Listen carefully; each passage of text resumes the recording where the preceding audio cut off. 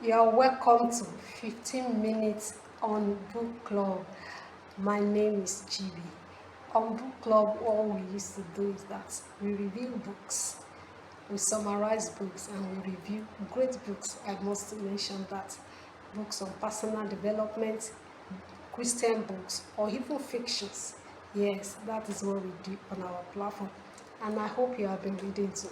Some of us have been buying books since the beginning of the year. Please don't just buy books and load them in your shelf. Make sure you read it. Today I have a book here, an interesting book, and it was written by John Austin, the father of the preacher, Pastor John Austin. And this is a very interesting book. This is the first time I'm reading anything from his father, and I wasn't too surprised. Yes, because it is very, very loaded. The title is Your Words Hold a Miracle, the Power of Speaking God's Word by John Austin. I love this book because it is very, very practical.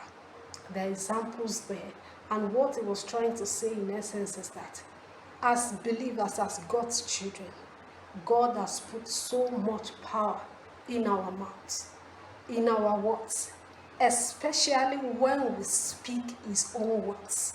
Are you getting me? He gave an example of a certain Christian. That's the name they gave to him. He said a certain Christian who always say negative things. He will say he's sick, and then sicknesses, all forms of sicknesses tabernacled in his body. He's always saying he's never going to be free from death, and then poverty came and stayed in his house. He's always talking about negativity, about failure, and that was what he was experiencing. In other words, all the negative words he was speaking, they were like seeds, and they were growing all around him. You understand that?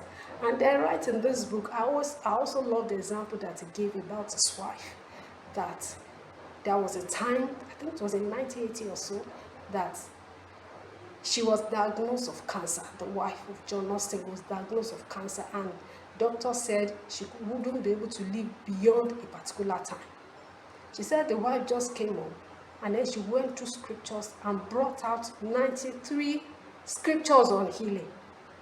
And she started taking it, confessing it, declaring it day and night. She said after a while, all the symptoms of cancer left. In fact, she beat cancer hands down. I love this book because there are also examples of confessions and declarations that we can use daily in our prayers for boldness, for our finances, for protection, for our families, for our relatives, for our businesses. You understand? So you wouldn't say, I don't know what to say. There are examples here. Are you getting? There are so many examples here, and I will encourage you to get the book. It's very, very inspiring. It is relatable, and it is also applicable. Are you getting me? One of the books I love to keep handy, especially on my table whenever I'm reading. This is just it. So next time, of course, I'll come with another book. Stay good and make sure that you are reading. Remember that it takes just 15 minutes daily to learn what successful people